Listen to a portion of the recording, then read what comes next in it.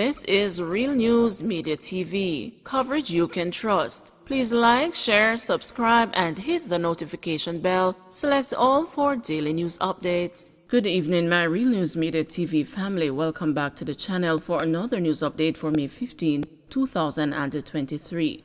And in the news this evening, another British woman held at the Sanctuary Airport over cocaine seizure. Another British woman has been taken into custody for allegedly attempting to smuggle cocaine at the Sanctuary International Airport in St. James. The police say she was arrested on Friday for reasonable suspicion of breaches of the Dangerous Drugs Act following the seizure of over 5 kilograms of cocaine. They say the drug, which has a street value of over $28 million, was found concealed in her suitcase. It is reported that the woman was about to board a flight to London on Friday afternoon when her luggage was searched. According to the police, during the search, 5 packages of cocaine were discovered in her luggage. She was subsequently arrested. Burnt, decomposing body of elderly farmer found in Portland. Detectives attached to the Criminal Investigations Branch in Port Antonio, Portland, are probing the circumstances surrounding the death of an elderly man whose burnt, decomposing body was found in bushes in Spring Garden District in Buff Bay. The deceased has been identified as 62-year-old Joseph Powell, a farmer of Spring Garden District. The police report that Powell's charred remains were discovered around 11:30 Saturday morning by a resident who was passing by a hut. An alarm was raised and the police were called to the scene. On arrival, the body was seen lying face down in a state of decomposition. The scene was processed and the body was moved to the morgue for post-mortem. Investigators said that Powell was last seen last week Thursday when he went to a nearby shop to purchase items. Man murdered in Copperwood, St. James. The body of a man with gunshot wounds was found inside a house in Copperwood, St. James. He is yet to be identified by the police. The shooting is believed to have occurred sometime between Saturday night and early Sunday morning. The discovery was made yesterday afternoon. The body was found lying in blood and had multiple gunshot wounds. Man killed in St. Andrew. A man was this morning gunned down along Pretoria Road in St. Andrew. It is reported that about 7:30, explosions were heard in the area and the police were summoned. On arrival, the man was found lying in blood. He was assisted to hospital where he was pronounced dead. The St. Andrew South police are probing the murder. Couple returning home from Mother's Day event attacked in St. James. A couple returning home from a Mother's Day event came under a gun attack in Providence Heights, St. James on Sunday night. The man was fatally shot while the mother of his child was shot and injured. She was taken to hospital. The deceased has been identified as a 33-year-old Dwayne Crew of Providence Heights. It is reported that they were attacked by gunmen while in the process of opening the door to their home. The attackers fled. Leroy Page reported as a missing person. The police on Monday have reported 26-year-old Leroy Page as a missing person. In a release, the Corporate Communications Unit of the Jamaica Constabulary Force said reports from the Spanish Town Police are that Page of Dempster Pen in Spanish Town, St. Catherine, was last seen in his community wearing a red t-shirt, navy blue shorts with white stripes, and a pair of black slippers. He was last heard from on Sunday, May 14, about 12:48 a.m., has not been heard from since, and efforts to contact him have been futile, the release said. Page is of brown complexion, slim build, and about 187 centimeters or 6 feet 2 inches tall.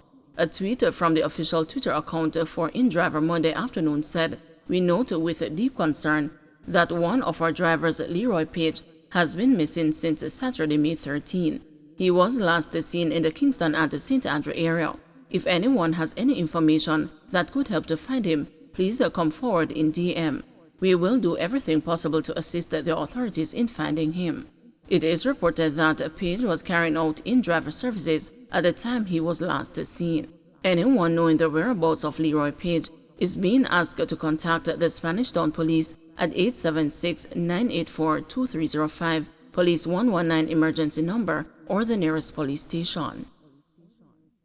Clarendon woman succumbs days after stabbing, farmer being probed for murder.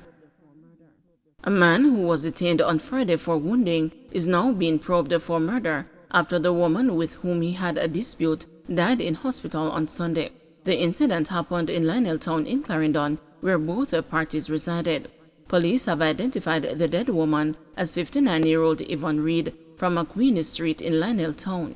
The suspect is a 61-year-old farmer.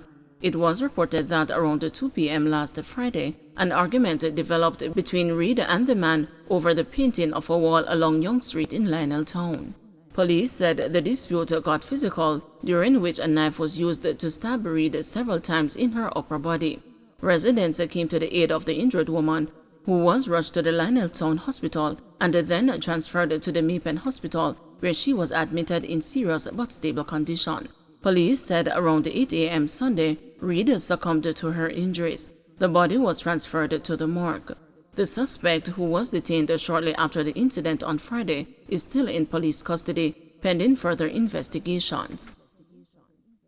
Call for detainees at overcrowded and run-down police lockups to be relocated to prisons.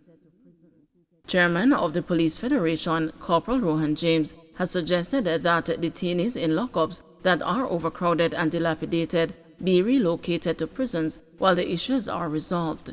Corporal James says the detainees can be housed at the Horizon Remand Center and the Tamarind Farm Correctional Center in the interim.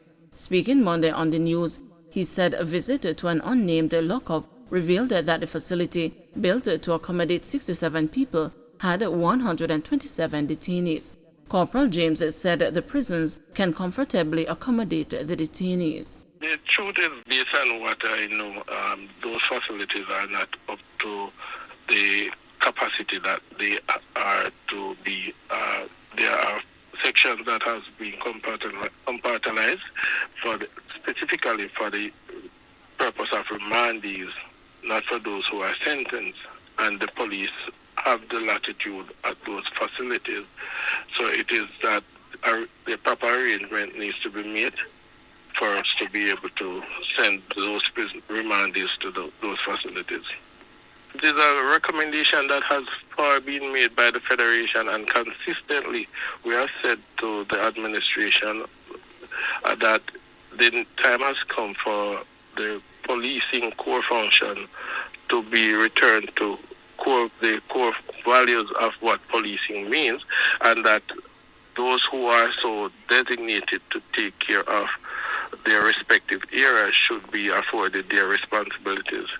And for that reason, the Police Federation is strident to say that the issue of remandees is the sole prerogative of the correctional services. Don't forget to like, share, subscribe, and hit the notification bell. Select all for daily news updates.